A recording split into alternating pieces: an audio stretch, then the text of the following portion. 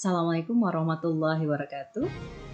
Pada video kali ini kita akan pelajari tentang sistem dan dinamika demokrasi di Indonesia. Materi ini dipelajari di kelas 11. Nah, istilah demokrasi sebenarnya nggak asing lagi bagi kita.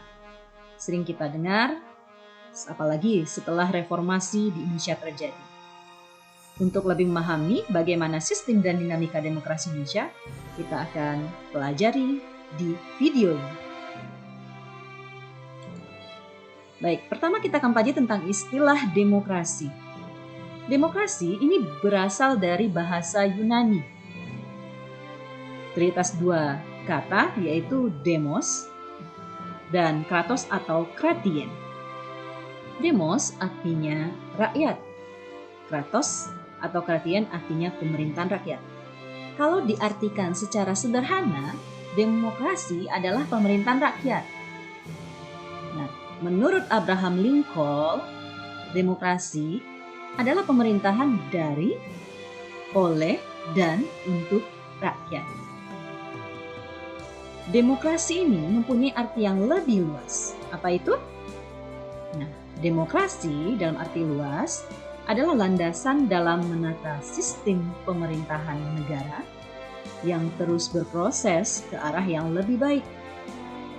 Rakyat diberi peranan penting dalam menentukan atau memutuskan berbagai hal yang menyangkut kehidupan bersama. Nah, untuk kita mempelajari tentang demokrasi di negara kita akan bahas dulu nih tentang bentuk negara. Nah, ini bentuk-bentuk negara yang disampaikan pada video ini, bentuk negara pada umumnya yang ada di dunia. Bentuk negara yang ada di dunia itu ada dua.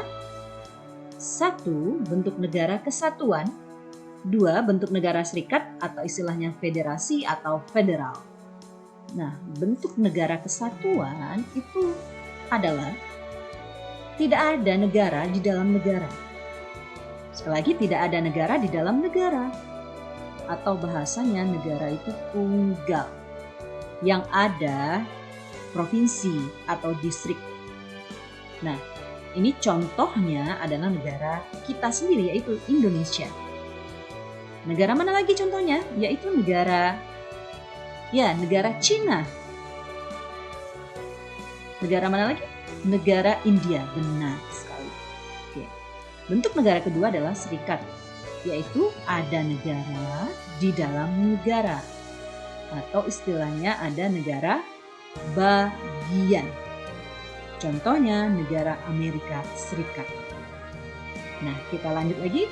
Selain itu juga kita akan pelajari dulu tentang bentuk pemerintahan. Bentuk pemerintahan di dunia ini ada dua.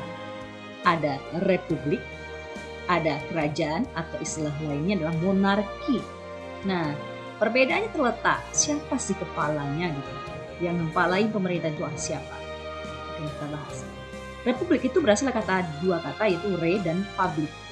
Re itu kepentingan, public itu umum, berarti kepentingan umum. Diartikan bentuk pemerintahan republik adalah bentuk pemerintahan yang dikepalai seorang presiden untuk kepentingan umum. Nah, sistem bentuk pemerintahan republik ini, presidennya dipilih melalui pemilihan umum. Nah, bentuk pemerintahan kerajaan atau monarki yaitu bentuk pemerintahan yang dikepalai seorang raja, ratu, sultan, yang sifatnya itu adalah kerajaan. Nah, ini turun-temurun, ya, turun-temurun kepala pemerintahnya, tidak melalui pemilihan umum. Itu bedanya. Kita lanjut lagi pada sistem pemerintahan. Nah, sistem pemerintahan itu di dunia ada dua. Istilahnya ada presidensial, ada parlementer. Nah, sistem pemerintahan presidensial atau presidensial itu yaitu sistem pemerintahan yang kepala negaranya dan pemerintahan dipegang oleh satu orang, yaitu presiden. Selanjutnya kita akan membahas tentang pelaksanaan demokrasi di Indonesia. Nah, ini dibagi dalam beberapa tahap. Tahap pertama kita pelaksanaan demokrasi periode tahun 1045 sampai 1159. Ini ketika Indonesia merdeka. Di awal-awal Indonesia sedang membangun. Baik, awal berdirinya bentuk negara kita ini adalah bentuk negara kesatuan. Sistem pemerintahannya presidensial atau presidensil dengan konstitusi yang berlaku adalah Undang-Undang Dasar 1145. Ini sesuai dengan hasil sidang PPKI tanggal 18 Agustus 1145. Nah, berikutnya negara Indonesia merupakan negara demokrasi dengan sistem kabinet presidensial sesuai dengan Undang-Undang Dasar 1145 Pasal 1, Ayat 2 dan 3, Pasal 3, Pasal 5 Ayat 1, Pasal 20 Ayat 1, Pasal 19 Ayat 1, serta Pasal 23 Ayat 1. Nah, tanggal 16 Oktober 1945 dikeluarkan Undang-Undang Presiden nomor X. Ya, nomor X disebut, yang isinya mengubah kedudukan KNIP dari pembantu presiden sejajar dengan presiden. Nah, selanjutnya kita akan bahas tentang pelaksanaan demokrasi pada masa itu 1945 sampai 1959. Ini kita mulai dari tanggal 14 November 1945 dikeluarkan maklumat pemerintahan yang isinya mengubah sistem pemerintahan kabinet presidensial menjadi sistem kabinet parlementer. Inilah cikal bakal atau awal berlakunya sistem demokrasi liberal. Nah, apa yang terjadi pada demokrasi ini? Yang terjadi adalah adanya perubahan konstitusi yang berlaku atau undang-undang dasar yang berlaku. Apa saja? Yang pertama adalah Undang-Undang Republik Indonesia Serikat. Yang kita awalnya itu adalah Undang-Undang Dasar 1945 berubah menjadi Undang-Undang Dasar Republik Indonesia Serikat. Ini periodenya dimulai tanggal 27 Desember 1949 sampai 17 Agustus 1950. Dengan gambaran bentuk negara kita sudah berubah dari kesatuan menjadi serikat. Dan sistem pemerintahan adalah parlementer. Bentuk pemerintahan republik. Oke. Yang kedua, ini konstitusi yang berlaku adalah konstitusi atau Undang-Undang Dasar sementara 1150. Periodenya tanggal 17 Agustus 1950 sampai 5 Juli 1159. Dengan gambaran bentuk negara Indonesia, bentuk negara kesatuan. Kembali lagi kita bentuk negara kesatuan. Yang kedua, sistem pemerintahan kita parlementer, bentuk pemerintahan republik. Ternyata kalau dari dua konstitusi ini, nampak bahwa bentuk negara yang cocok itu adalah bentuk negara kesatuan, bukan bentuk negara serikat di Indonesia. Karena awal Indonesia berdiri, kita aja ini bersatu untuk membentuk negara Republik Indonesia. Berikutnya, gambaran demokrasi liberal bagaimana? Nah, ini gambarannya antara lain, kedudukan pemerintahan sangat labil. Kabinet jarang mempunyai kesempatan untuk mengerjakan program-programnya. Segala keputusan politik dalam lembaga perwakilan rakyat diambil melalui voting alias pemungutan suara. Partai politik tumbuh subur alias di sini multi partai. Ini awalnya cikal bakal multi partai. Nah, berdasarkan Undang-Undang Dasar 1950 diadakanlah badan pembuat undang-undang, yaitu Badan Konstituante. Tapi ini tidak berhasil membuat undang-undang dasar yang tetap. Yang terakhir, berlakunya demokrasi liberal yang tidak diikuti sumber daya manusia yang mendukung menjadikan ketidakstabilan politik nasional. Selanjutnya kita belajar tentang demokrasi terpimpin yang terjadi pada periode 5 Juli 1959 sampai 11 Maret 1965. Dengan gambaran, pada masa demokrasi terpimpin, bentuk negara kita adalah bentuk negara kesatuan. Sistem pemerintahan kita presidensial, bentuk pemerintahan kita republik, dan pada masa ini konstitusi kita yang berlaku adalah Undang-Undang Dasar 1945.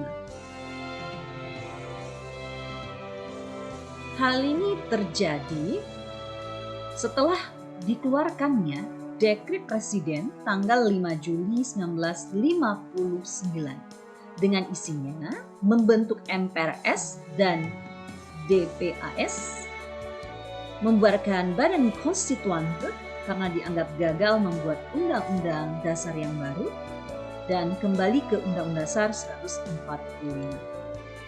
Nah, gambaran demokrasi terpimpin ini antara lain, Presiden mengubarkan DPR hasil pemilu pertama karena menolak untuk menyetujui RAPBN yang diajukan Presiden. Kedua, MPRS mengangkat Soekarno sebagai Presiden seumur hidup.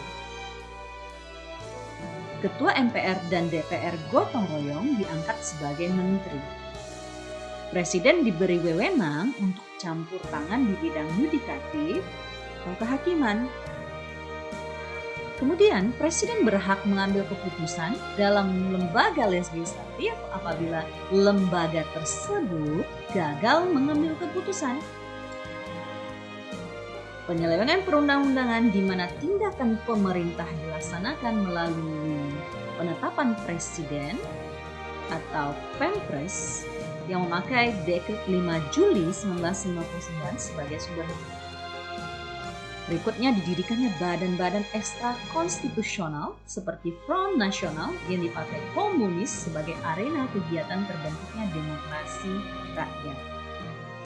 Nah, berikutnya demokrasi yang kita pelajari lagi yaitu demokrasi Pancasila, tapi ini versi yang Orde Baru yang dimulai dari periode 1165 sampai 1198 dengan presiden pada masa itu adalah Soeharto. Nah, bentuk negara Indonesia ini adalah bentuk negara kesatuan. Sistem pemerintahan presidensial, bentuk pemerintahannya ya masih republik. Konstitusi yang berlaku adalah Undang-Undang Dasar 1945 yang belum diamandemen di sini. Oke. Pengertian demokrasi Pancasila ada dua, ada secara material, ada secara formal. Material yaitu demokrasi yang merupakan perwujudan sila keempat yang dijiwai dan diintegrasikan dengan sila-sila Pancasila lainnya. Dalam arti formal, yaitu sistem pengambilan putusan melalui musyawarah mufakat. Apabila tidak bisa, baru dilakukan voting. Nah, azas demokrasi Pancasila ini ada kerakyatan, ada musyawarah mufakat.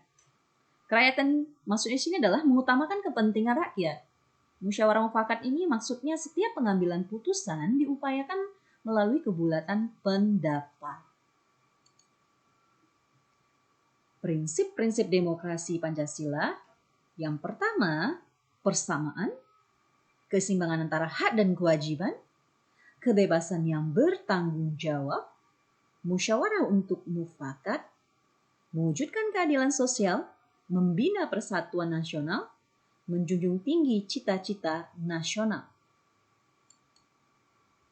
Gambaran pelaksanaan demokrasi Pancasila Orde Baru, pertama, dominasi peran ABRI di sini. Yang kedua, kekuasaan eksekutif sangat dominan. Ketiga, MPR sebagai lembaga tertinggi negara, pemegang kedaulatan rakyat dapat dikendalikan presiden. Yang keempat, DPR sebagai lembaga legislatif dikendalikan oleh presiden. 5. Birokrasi dan sentralisasi pengambilan keputusan politik. 6. Pengendirian peran dan fungsi partai politik. 7. Campur tangan pemerintah dalam berbagai urusan partai politik. Selanjutnya kita belajar tentang demokrasi Pancasila Orde Reformasi. Periode waktunya dimulai dari tahun 1198 sampai sekarang. Nah, apa itu reformasi? Reformasi itu diartikan suatu gerakan untuk memformat ulang, menata ulang, atau menata kembali hal-hal yang menyimpang untuk dikembalikan ke format yang ideal, yang dicita-citakan rakyat. Nah, bentuk negara kita pada demokrasi Pancasila ini adalah bentuk negara kesatuan. Sistem pemerintahan presidensial, bentuk pemerintahan republik, dan konstitusi yang berlaku adalah Undang-Undang Dasar 1945 tapi versi yang sudah diamandemen. Gambaran pelaksanaan demokrasi Pancasila Orde Reformasi, satu, tidak ada lagi istilah lembaga tinggi dalam lembaga negara. Anggota MPR yang dulunya terdiri dari DPR RI, utusan daerah atau utusan golongan dan utusan golongan, sekarang cuma ada 2 anggotanya, yaitu DPR RI dan DPD. Nah, tidak ada lagi Dewan Pertimbangan Agung. Terbentuknya lembaga negara baru seperti Komisi Yudisial, Mahkamah Konstitusi, DPD, KPK. Pemilihan umum dilakukan secara langsung. Menurut segi pelaksanaannya, demokrasi itu terbagi atas 2. Demokrasi langsung, yaitu rakyat mewujudkan kedaulatannya secara langsung. Demokrasi tidak langsung berarti demokrasi di mana rakyat mewujudkan kedaulatannya melalui lembaga perwakilan. Ini pada masa sebelum reformasi terjadi. Menurut Sklar, ada 5 model demokrasi. Ada demokrasi liberal, ada demokrasi terpimpin, ada demokrasi sosial, ada demokrasi partisipasi, dan demokrasi konstitusional. Nah, nilai-nilai demokrasi itu ada kebebasan berpartisipasi, ada kebebasan menyatakan pendapat, ada kebebasan berkelompok, kesetaraan antar warga, kesetaraan antar gender, kedaulatan rakyat, pluralisme atau kemajemukan, rasa percaya, kerjasama, pertumbuhan ekonomi, negara dan masyarakat. Nah, itu adalah nilai-nilai demokrasi dan itu materi tentang sistem dan dinamika demokrasi di Indonesia. Jadi terima kasih udah melihat video ini.